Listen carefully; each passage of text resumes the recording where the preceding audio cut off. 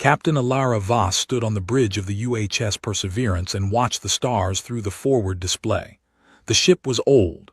Not ancient, but old enough that the walls had scratches, the floors had boot marks, and the coffee machine on deck 3 made a sound like a dying animal every time someone used it.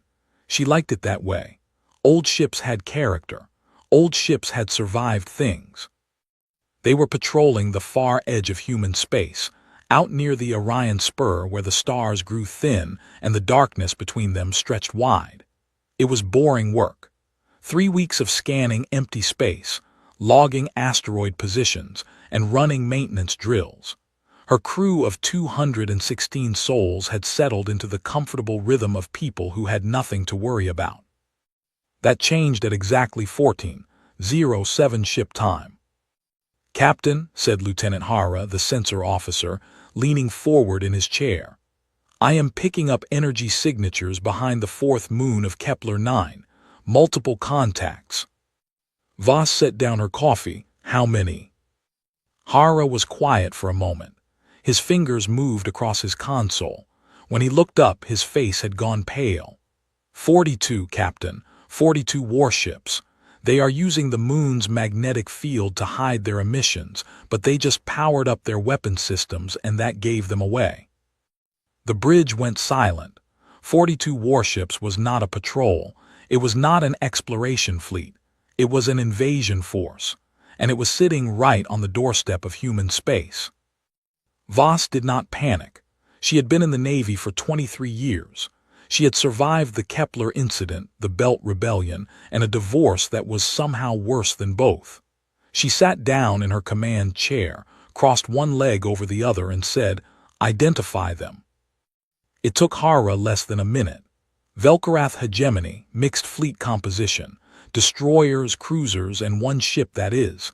"Captain, one of those ships is massive. It matches the profile of a Velkarath command dreadnought."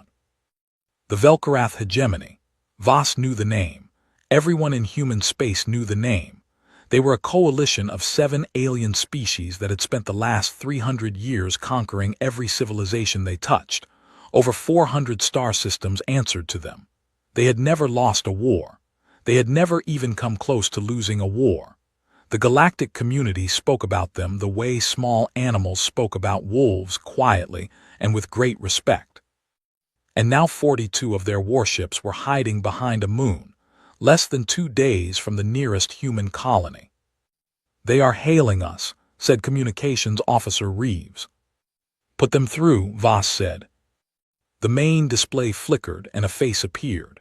It was not a human face. The creature had gray skin pulled tight over sharp bones, 4 eyes arranged in a diamond pattern, and a mouth that seemed designed more for tearing than talking. He wore armor that looked like it was grown rather than built, and behind him, Voss could see the massive bridge of the dreadnought, dozens of alien officers at their stations, watching. "I am Supreme Warlord Tyvan Rock of the Velkarath hegemony," the alien said. His voice was deep and carried the easy confidence of someone who had never been told no. "You have entered space that now belongs to the hegemony. Your vessel will power down its engines and submit to boarding. Your species will accept vassal status under hegemony law. This is not a request." Voss looked at him for a long moment. She tilted her head slightly, the way a person might when they heard something strange. Then she said, "No." Tyvan Rock blinked all 4 of his eyes, not in sequence but all at once, which meant he was confused. In 300 years of conquest, civilizations had begged. They had pleaded. They had tried to bargain. Some had tried to fight. But none of them, not a single one, had simply said no with the calm tone of someone declining a second cup of tea. "You are one ship," Rock said slowly, as if explaining something to a child. "I have 42. Your vessel is small. It is old. I can see the wear on your hull from here. You have no support, no fleet, and no chance of survival. I will ask once more. Surrender." Voss leaned back in her chair. She looked at Reeves. "Send the package." Reeves nodded and pressed a single button. A coded transmission burst out from the Perseverance at faster-than-light speeds, aimed at a relay station deep in human space. The message was short. It contained a protocol name, a grid reference, and a number. That was all. On the Velkarath flagship, a signals officer intercepted the burst. He tried to decode it. He failed. He reported to Rock that the human ship had sent a message, but that its contents were unknown. Rock did not care. One message from one small ship meant nothing to him. He had conquered species with fleets 10 times the size of this single vessel. He had burned worlds. He had shattered civilizations so completely that their names were forgotten. One human and her tired old ship were not even worth his full attention. "Your message will not save you," Rock said. "Nothing is coming for you. You are alone." Voss smiled. It was not a warm smile. It was the kind of smile a person makes when they know something that the other person does not. "You are right," she said. "Right now I am alone. I want you to remember that you had this chance." "Chance?" Rock said. "What chance?" "The chance to leave," Voss said, and then she cut the communication. Rock stared at the blank screen for 3 full seconds. Then he turned to his weapons officer and gave the order that would change the history of the galaxy. "Destroy them." 42 Velkarath warships opened fire on the UHS Perseverance. The void lit up with energy beams, plasma bolts, and kinetic rounds. It was enough firepower to crack a small moon. It was enough to reduce any known alien vessel to dust in seconds. The Perseverance shook. Alarms rang out across every deck. The lights flickered. A coffee mug slid off a console and shattered on the floor. But the ship did not break. It did not crack. It did not die. Captain Voss gripped her armrest, steadied herself, and looked at the damage report on her screen. Hull integrity was at 89%. Armor layers 1 and 2 had absorbed the barrage. The ship's AI damage control system, called MEND, was already sealing microfractures and rerouting power around damaged conduits. She opened the ship-wide channel. Her voice was steady. "All hands, this is the captain, battle stations. We have work to do." On the Velkarath flagship, the sensors officer reported the results of the first volley. Tyvan Rock read the data. Then he read it again. The human ship was still there. It was damaged, yes, but it was still there, still moving, and impossibly, it was turning toward them. For the first time in a very long time, Tyvan Rock felt something cold settle in his stomach. He did not yet know what it was. He would learn soon enough. It was fear. The second volley hit the Perseverance harder than the first. The Velkarath adjusted their aim, concentrating fire on the ship's midsection where the armor looked thinnest. The hull screamed. Metal bent. On deck 4, a bulkhead cracked open and the air began rushing out into the void, but before anyone could even shout a warning, the crack sealed itself. A thick gray foam expanded from hidden nozzles along the wall, hardened in 2 seconds, and formed an airtight bond stronger than the original metal. That was MEND. The ship's automated damage control system had been designed by engineers who assumed, correctly, that anything humans built would eventually get shot at. MEND watched every inch of the hull through thousands of tiny sensors. When something broke, MEND fixed it. When something was about to break, MEND reinforced it first. The system did not sleep. It did not panic. It just worked, faster and more reliably than any repair crew ever could. On the bridge, Captain Voss watched the damage report scroll across her screen and felt something close to pride. The Perseverance was not a pretty ship. No human warship was. While other species in the galaxy built their vessels with smooth curves and elegant lines, humans built theirs like armored boxes, triple-layered hull plating, honeycomb internal structure that stopped damage from spreading, backup systems for the backup systems. Every critical function on a human warship existed in at least 3 separate locations, so that even if you destroyed 2 of them, the third would keep working. Other species looked at human ships and saw ugly, graceless machines. They were not wrong, but those ugly machines could take punishment that would tear any other vessel apart, and they could keep fighting while they did it. "Helm," Voss said calmly, Take us into the debris field around the moon. Use the rocks for cover." The helmsman, a young woman named Tors, grinned despite the chaos around her. "Yes, Captain." The Perseverance dove toward the shattered ring of rocks and ice that circled the fourth moon. It was not a graceful dive. The ship moved like a wounded bear, heavy, determined, and angry. But it moved fast enough to make the Velkorath gunners curse as their targeting systems struggled to track it through the tumbling asteroids. On the flagship, Tyvan Rock watched the human ship disappear into the debris field and felt his jaw tighten. This was not how Prey behaved. Prey ran. Prey surrendered. Prey did not charge toward a debris field and use it like a soldier uses a trench. He had fought dozens of species, and every single one of them had done one of two things when faced with overwhelming force. They either begged or they died. This human captain was doing neither. "Follow them in," Rock ordered. "All ships pursue." His tactical officer hesitated. "Warlord, the debris field is dense. Our larger ships will have difficulty maneuvering, and our formation will." "I gave an order," Rock said. His voice left no room for discussion. 42 warships followed the Perseverance into the debris field. It was a mistake. The rocks changed everything. In open space, the Velkorath fleet could spread out, surround a target, and crush it from every direction. In the debris field, they were forced into narrow channels between spinning asteroids. Their formation broke apart. Ships that were used to fighting side by side found themselves separated by walls of rock and ice. Communication became difficult as the mineral-rich asteroids interfered with their signals. And in the middle of all that confusion, the Perseverance hunted. Voss did not try to destroy the enemy ships. She could not. One destroyer against 42 warships was a math problem with only one answer, and she was not interested in that answer. Instead, she did something that confused the Velkorath far more than any direct attack would have. She picked her targets with care. "Weapons," she said, "target the engine section of the cruiser at bearing 047. Precision shot. I want their main drive disabled, not destroyed." The weapons officer fired. A single precise beam lanced out and struck the Velkorath cruiser exactly where Voss wanted it. The ship's main engine flickered and died. The cruiser was not destroyed. It was not even badly damaged. But it could no longer move under its own power, and more importantly, it could no longer jump to faster-than-light speed. "Next target," Voss said.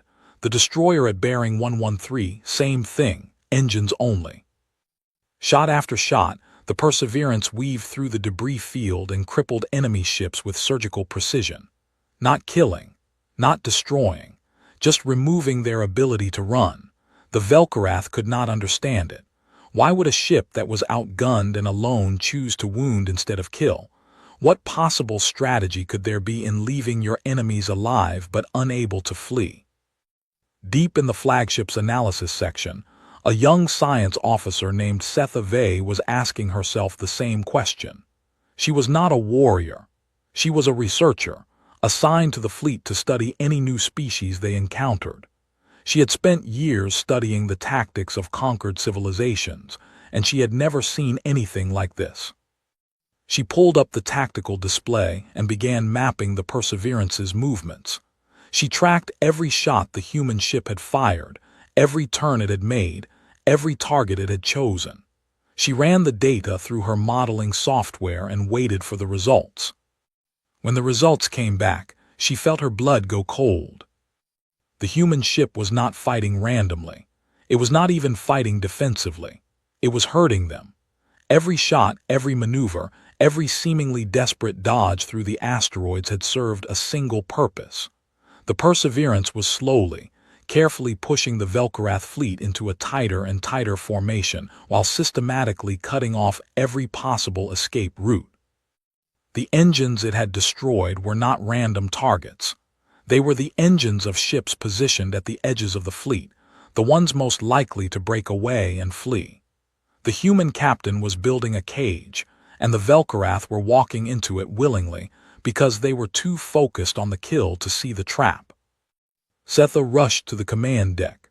She pushed past officers twice her size and stood before Tyvan Rock with her data pad clutched in her hands. "Warlord," she said, "we must withdraw now." Rock looked down at her with all four eyes. "Explain." "The human ship is not trying to survive. It is trying to hold us here. Every action it has taken in the last 20 minutes has been designed to keep us in this debris field and prevent us from leaving. It is a trap." Rock stared at her, then he laughed. It was a deep, rumbling sound that echoed across the bridge. A trap, set by one ship, one small, old, damaged ship, against the finest fleet in the hegemony. "Warlord, the data is clear. If we do not leave now—" "Go back to your station, analyst," Rock said. "Leave the fighting to those who understand it." Setha Vey returned to her station. She sat down. She looked at her data one more time, hoping she was wrong. She was not wrong. She began recording everything. Every sensor reading, every tactical display, every communication. She did not know exactly what was coming, but she knew with absolute certainty that whatever it was, the galaxy needed to see it. On the bridge of the Perseverance, Captain Voss checked the time. 31 minutes since she had sent the coded burst. She looked at the tactical display. The Velkarath fleet was exactly where she wanted it, bunched together, confused, missing their edge runners, and trapped in a debris field that blocked their sensors. Her first officer, Commander Alexei Petrov, leaned close and spoke quietly. "How long?" Voss checked the time again. 7 minutes, maybe less. Petrov nodded. He looked at the damage reports. The Perseverance had taken heavy hits.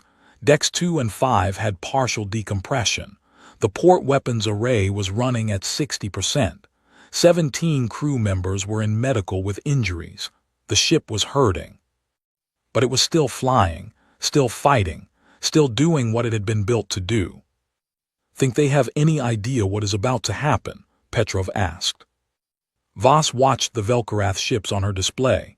Still firing, still chasing, still completely convinced they were winning. "No," she said, "they do not." 38 minutes had passed since the first shot was fired. The Perseverance was bleeding. Not dying, but bleeding. Hull integrity had dropped to 61%. Mend was still working, still patching, still sealing, but there was only so much a damage control system could do when 42 warships kept adding new holes faster than the old ones could be fixed. On Deck 7, a plasma conduit had ruptured and filled an entire corridor with superheated gas. On Deck 3, the beloved coffee machine had finally been destroyed by a hull vibration, and Petty Officer Chen was genuinely more upset about that than about the enemy fleet. On the bridge, a support beam had cracked loose from the ceiling and was hanging at an angle that everyone pretended not to notice because there were more important things to worry about. Captain Voss sat in her chair with a cut above her left eye that she had not bothered to treat. Blood ran down the side of her face in a thin line. She did not wipe it away. Her attention was on the clock. 38 minutes. The burst she had sent traveled at faster-than-light speeds. The relay station was 4 minutes away at that speed. From the relay to the nearest human strike group was another 12 minutes. Spin-up time for an emergency FTL jump was 8 to 10 minutes. Travel time to her position was roughly 14 minutes. That put arrival at somewhere between 38 and 40 minutes from her original transmission. "Any moment now." "Captain," Hara said from the sensor station, 4 more enemy ships are closing on our position from the starboard side. They are trying to box us in against that large asteroid at bearing 270. "Let them think they are succeeding," Voss said. "Helm drift toward the asteroid, slowly, make it look like we are running out of options." Tors adjusted their course. The Perseverance limped toward the massive rock, trailing debris and venting atmosphere from 3 small breaches that Mend had marked as low priority. The ship looked like it was in its final moments. That was the point. On the Velkarath flagship, Tyvan Rock allowed himself a thin smile. The human ship was cornered. It had fought well, he admitted privately. better than any single vessel he had ever engaged. But courage without numbers was just a slower form of death. He opened a channel to his fleet. All ships close to killing range. I want that vessel broken open. Prepare boarding parties. I want the captain alive. I wish to understand why she chose to die for nothing. His ships moved in. The ring around the Perseverance tightened. 20 ships, then 30, then all 42, converging on a single point in space where one battered human destroyer drifted against a spinning asteroid. And then space broke open. There was no warning, no gradual buildup. One moment the void behind the Velkarath fleet was empty, and the next moment it was full. 14 points of light tore through the fabric of normal space simultaneously, each one a faster-than-light exit point, each one perfectly positioned to form a ring around the Velkarath formation. 14 human warships materialized in the darkness. They came out of FTL already at battle speed, already with weapons hot, already in formation. There was no confusion, no delay, no moment of orientation. They had practiced this maneuver 1,000 times. They had been designed for exactly this moment. At the center of the new arrivals sat a ship that made the Perseverance look like a toy. The UHS Leviathan was a dreadnought, the largest class of warship that humanity built. It was not elegant. It was not beautiful. It was a slab of armored metal 3 kilometers long, bristling with weapon systems, covered in sensor arrays, and radiating enough power to light a small city. If the Perseverance was a wolf, the Leviathan was the thing that wolves were afraid of. On the Velkarath flagship, every alarm went off at once. Officers shouted over each other. Sensor displays turned red. Tactical projections recalculated and returned answers that no one wanted to read. Setha Vey, in her analysis station, watched the new contacts appear on her screen and felt a strange calm settle over her. She had been right. She had warned them. They had not listened. Tyvan Rock stood frozen on his command deck, staring at the display. 14 warships, an entire human strike group. They had appeared from nowhere in perfect position at the exact moment his fleet was bunched together and unable to maneuver. "That is impossible," he whispered. "They could not have responded this quickly. No fleet mobilizes this fast." But even as he said it, a terrible understanding began to dawn on him. The humans had not mobilized in response to anything. They had been there already, waiting, prepositioned within jump range of their patrol routes, sitting in the dark with their engines cold and their weapons ready, just in case. The human captain had not called for help.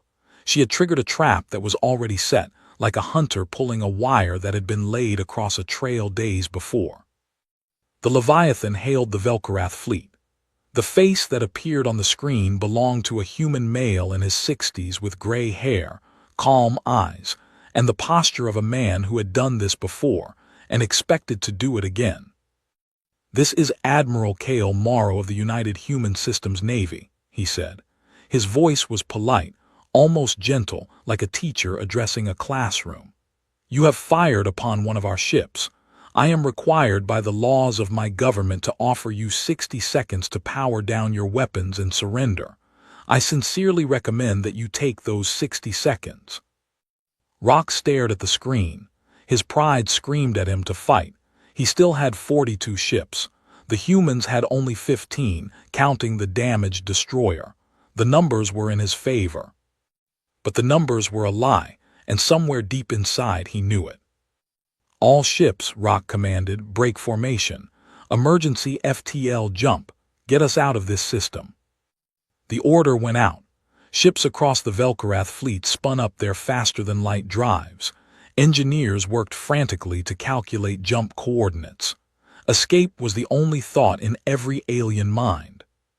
But the drives did not engage. Ship after ship reported the same thing. Their FTL engines were damaged. Not destroyed, but carefully, precisely damaged in ways that prevented them from making the jump to light speed. The shots that the Perseverance had fired over the past 38 minutes, the ones that had seemed random, the ones that had targeted engines on ships at the edges of the formation, Those shots had been calculated to take away this exact option. The human captain had spent the entire battle not trying to survive. She had spent it making sure the Velkorath could not run. 12 of the 42 ships managed to jump. They vanished into FTL and fled. The remaining 30 were stuck, surrounded, and facing a human strike group that had already locked weapons. The 60 seconds expired. Admiral Morrow spoke one more time. "I am sorry," he said, and he sounded like he meant it. The human fleet opened fire. The battle lasted 11 minutes. It was not a fight. It was a demonstration. The human ships moved as one, their tactical AI systems linked together in a network that shared targeting data, threat assessments, and firing solutions in real time. When one ship fired, every other ship in the fleet knew where that shot would land and adjusted its own aim to cover the gaps. There were no wasted shots. There was no confusion. There was no mercy in those 11 minutes, only precision. The Velkorath fought back. They were warriors, and they did not know how to do anything else. But their formation was broken, their fleet was scattered among the asteroids, and their enemy moved with a coordination that bordered on unnatural. When it was over, 22 Velkorath ships were destroyed. 8 more were disabled and drifting. The flagship was crippled, its weapons dead, its engines silent, its hull torn open in 6 places. On the bridge of the Perseverance, Captain Voss watched the last enemy ship go dark. She let out a long, slow breath. Her hands were shaking, so she pressed them flat against her armrests until they stopped. Petrov stood beside her.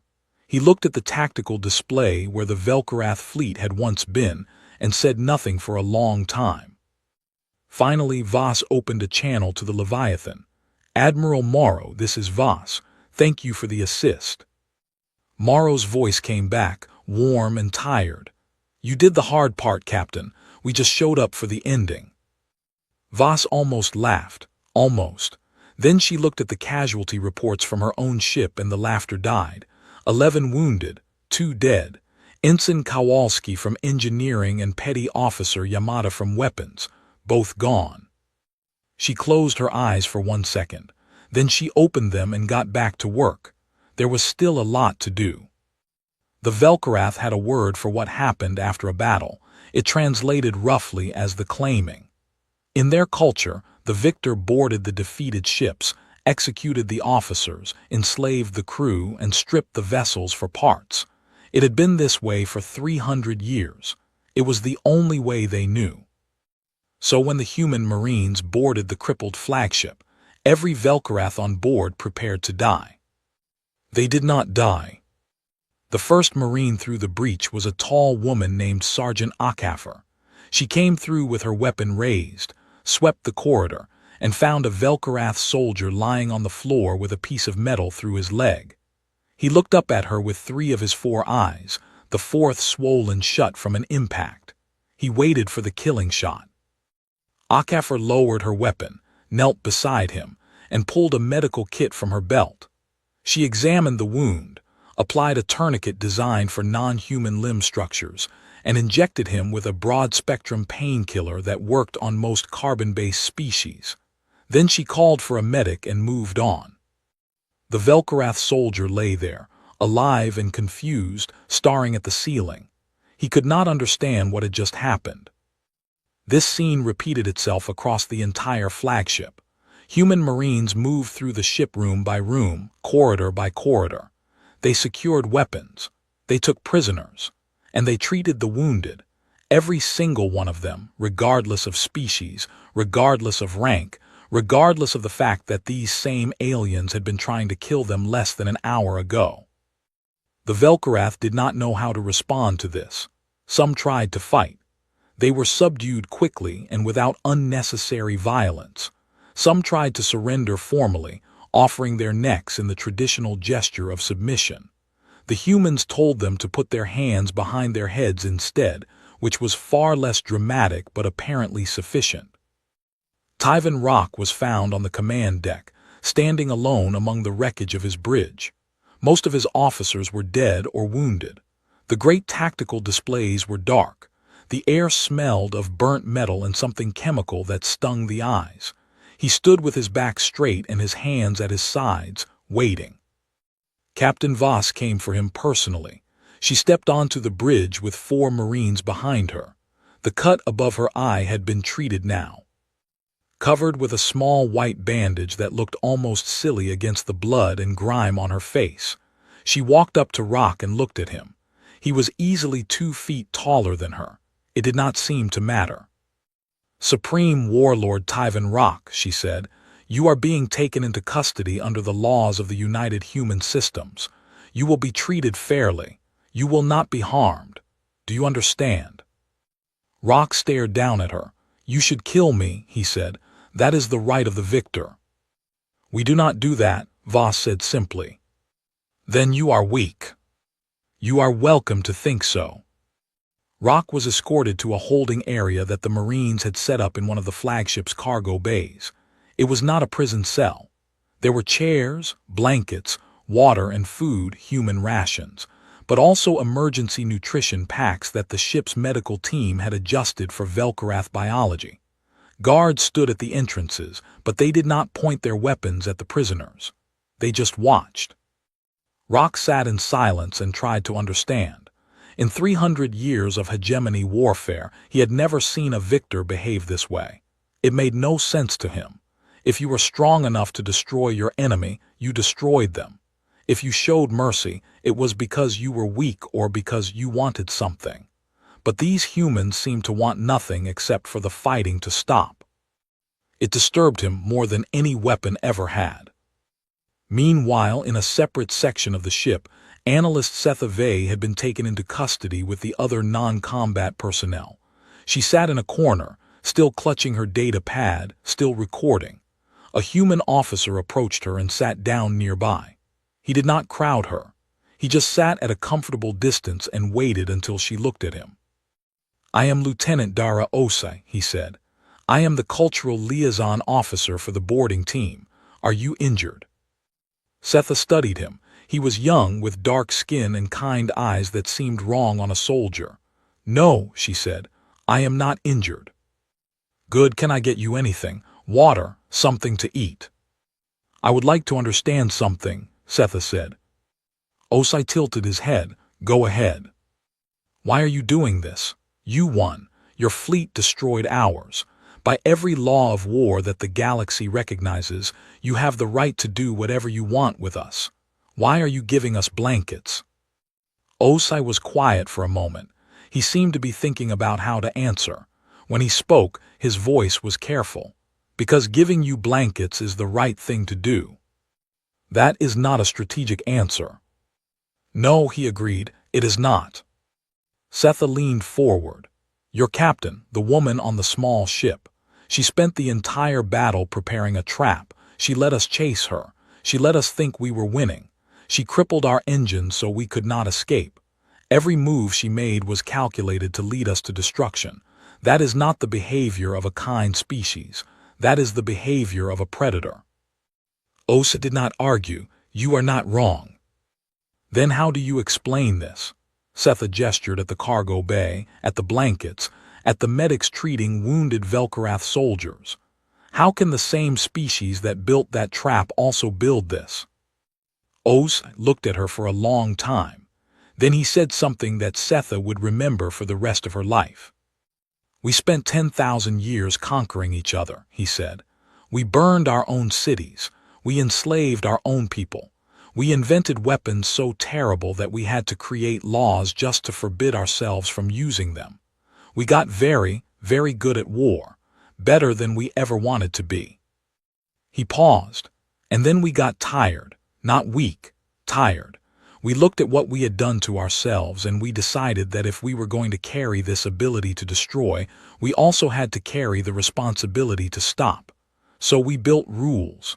We built limits. We decided that power without mercy was just cruelty, and we had already had enough cruelty to last us forever. Setha processed this. "So you are not merciful because you are gentle. You are merciful because you know exactly what you are capable of and it frightens you." Osai smiled. It was a sad smile. Now you understand humans." On the bridge of the Leviathan, Admiral Morrow reviewed the after-action reports and made a decision. He called Voss. "Captain, I need to tell you something. Approximately 20 minutes into the engagement, before we arrived, we detected a Velkarath distress signal being transmitted from their flagship. It was a broad-spectrum burst aimed at hegemony space." Voss frowned. "You let it through." "I did. The hegemony will have received it by now. They will know what happened here. They will know their fleet was destroyed." "That is correct," Morrow said. "And they will have received the battle footage that was embedded in the signal. They will see everything. How their fleet attacked one of our ships, how that ship held them off alone, how our strike group arrived and ended the engagement in 11 minutes. Voss understood. "You want them to see it." "I want every species in the galaxy to see it," Morrow said. "We do not want to conquer anyone, Captain. We do not want an empire. We want every civilization out there to watch this footage and reach the same conclusion." "Which is?" "That attacking humanity is not worth the cost. Not today, not ever." This was the human doctrine. It had a formal name in military textbooks. It was called the doctrine of proportional terror. The idea was simple. Humans would not start wars. They would not invade. They would not conquer. But when attacked, they would respond with such overwhelming, precise, and devastating force that the attacker and everyone watching would never want to try it again. It was not about revenge. It was about making war so expensive, so painful, and so clearly hopeless that no rational species would choose it. The humans did not want to be feared. They wanted to be left alone. And they had decided that the fastest way to be left alone was to make one very public, very unforgettable example. The Velkarath hegemony had just become that example. In her corner of the cargo bay, Setha Vey finished recording. She looked at Lieutenant Osai, who was now helping a Velkarath medic treat a wounded officer. She opened a new file on her data pad and began to write. 6 months passed, and the galaxy changed. It did not change because of an invasion. It did not change because humans sent their fleets into Velkarath space to burn worlds and topple governments. They did not do any of those things. They sent the prisoners home. They returned the captured ships. They released Tyvan Rock with a formal diplomatic note that expressed regret for the loss of life and a firm suggestion that the hegemony reconsider its expansion plans. That was all, and it was enough. The battle footage reached Velkarath space within days. It spread through the hegemony like fire through dry grass. Every species within the coalition watched it. They watched 42 warships attack one human destroyer. They watched that destroyer refuse to die. They watched it fight and maneuver and hold the entire fleet in place like a single wolf holding a herd. Then they watched 14 human ships appear from nothing and end the battle in 11 minutes. But it was not the violence that changed things. The Velkarath had seen violence before. They were built on violence. What changed things was what came after. The footage showed human Marines treating wounded enemies. It showed blankets and medical care and food. It showed a species powerful enough to destroy an entire fleet choosing, deliberately and calmly, to show mercy instead. The subject species of the hegemony saw this, and something shifted inside them. For 300 years, they had been told that the Velkarath way was the only way. That strength meant domination, that power meant cruelty, and that mercy was weakness. Now they had seen a species stronger than their masters choose a different path, and it made them ask a question that the Velkarath had spent centuries making sure no one asked. What if there was another way? The first rebellion started on Torek Prime, a mining world controlled by the Velkarath for over 200 years. The Toreki were a small, sturdy species who had been used as labor for generations. They had never fought back before because there had never been any point. Fighting back meant death, and dying for nothing was not courage but waste. But now they had seen proof that the hegemony was not invincible. If one human ship could hold off an entire fleet, then maybe the hegemony was not as strong as it claimed.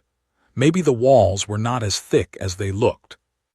The Toriki did not attack their overseers. They simply stopped working. Every mine, every factory, every processing plant on the planet went silent on the same morning, when the Velkarath demanded they return to work. The Toriki pointed to the battle footage that was now being shared on every communication channel on the planet and said a single word that translated, roughly, as no. It was the same word Captain Voss had used. The Toriki had learned it from her. Within weeks, similar movements spread across the hegemony. Species that had been obedient for centuries began asking for independence, for rights, for representation. Not all of them succeeded. Some were crushed. But the hegemony could not crush all of them, not without pulling ships and soldiers away from its borders, not without revealing how thin its power really was when it was stretched across 400 systems. The Velkarath hegemony did not fall in those 6 months, but it cracked, deeply and in ways that could not be repaired, and the cause was not a human invasion or a human weapon. It was a piece of video footage and the uncomfortable truth it carried, that there existed a species in the galaxy that was both stronger than the Velkarath and better than them. Meanwhile, humanity received an invitation. The Galactic Concord was the closest thing the galaxy had to a united government. It was not very united and it was not much of a government, but it was a place where species could talk instead of fight, and that made it valuable. For decades, humanity had been considered too young, too small, and too unimportant to be invited. That assessment was no longer accurate. The invitation arrived at the human capital on Earth through official diplomatic channels. It was polite, formal, and carefully worded. It said that the Galactic Concord recognized humanity as a spacefaring civilization of significance and extended an offer of membership. What it meant, in simpler terms, was that the galaxy had noticed them and was now very interested in being on their good side. Humanity accepted the invitation. They sent a small delegation. They were polite. They did not make demands. They did not throw their weight around. They sat in their assigned seats, listened to the debates, and voted on resolutions with the quiet confidence of people who did not need to prove anything. Other species watched them carefully. Some were afraid. Some were curious. A few sent quiet messages through back channels, asking about military alliances and mutual defense agreements. The humans listened to all of them and made no promises. It was Setha Vey who shaped the galaxy's understanding of what had happened more than anyone else. After her release, she returned to Velkarath space, resigned her military commission, and spent 3 months writing. The document she produced was titled The Doctrine of Wolves. It was part military analysis, part cultural study, and part warning. It ran to over 200 pages. Within a week of its publication on the Galactic Infonet, it became the most read document in recorded galactic history. Setha wrote about everything. She described the battle in technical detail, explaining how the Perseverance had used terrain, precision targeting, and psychological warfare to control a fleet 40 times its size. She described the human strike group's arrival and the coordinated destruction that followed. She wrote about Mend, about the absurd overengineering of human ships, about the way humans fought as a single connected mind through their tactical networks. But the sections that were read and quoted and discussed most were not about weapons or tactics. They were about the cargo bay, about the blankets, about a young lieutenant who sat down next to a frightened alien scientist and explained, with sadness in his eyes, why his species had chosen to be kind. Setha's central argument was simple, and it spread across the galaxy like a new law of nature. Do not mistake human kindness for weakness. They are kind because they can afford to be. They can afford to be because they are the single most dangerous species this galaxy has ever produced. They choose mercy not because they must, but because they remember what they were before they made that choice, and they do not wish to be that thing again. Captain Alara Voss was promoted to Commodore. She accepted the rank, attended the ceremony, and then requested assignment back to a ship. They gave her the Perseverance, which had been repaired and upgraded during the 6 months since the battle. She did not want a bigger ship. She did not want a desk. She wanted her ugly, scarred, stubborn destroyer and the crew that had kept it alive against impossible odds. Admiral Cale Morrow retired. He had served for 41 years and had grown very tired of watching things explode. He bought a small house on the coast of New Zealand and spent his days fishing and reading books about gardening. When reporters asked him for interviews, he politely declined. When military historians asked him about the battle, he told them to ask Voss. "She did the hard part," he always said. "I just showed up at the end." Lieutenant Dara Osai continued his work as a cultural liaison, eventually becoming the lead human ambassador to the 3 hegemony species that gained their independence in the years following the battle. He never forgot his conversation with Setha Vey. He kept a copy of the Doctrine of Wolves on his desk, open to the page where she quoted him, and sometimes he read his own words back to himself and wondered if they were true. He decided that they were mostly. Humans were not perfect. They were not always kind, but they were trying, and trying mattered. The Perseverance went back to its patrol route, back to the edge of human space, where the stars grew thin and the darkness stretched wide. The same boring work, the same empty space, the same maintenance drills and sensor sweeps and terrible coffee from the new machine on Deck 3, which somehow managed to be even worse than the one that had been destroyed. Voss stood on her bridge and watched the stars. Behind her, 214 souls went about their work.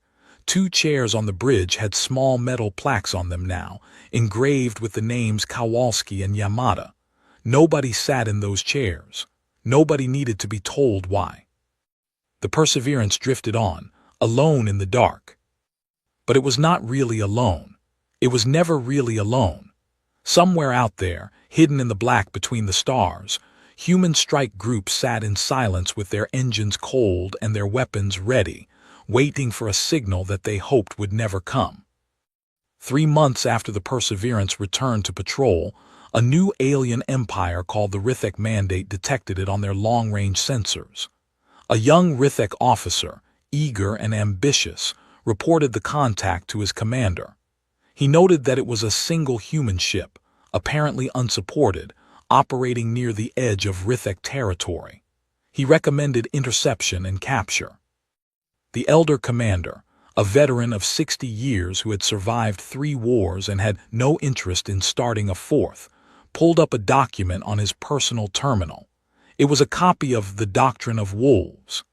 He turned the screen toward the young officer and pointed to a passage that Setha Vey had highlighted in her conclusion. The young officer read it, his eagerness faded, his ambition cooled. He sat down and said nothing. The passage read, "If you see 1 human ship, there are already 20 that you cannot see.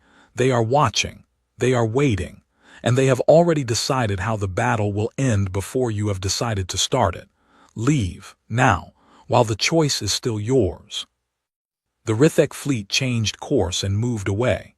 The Perseverance continued its patrol, unaware and unbothered, drifting through the silence between the stars.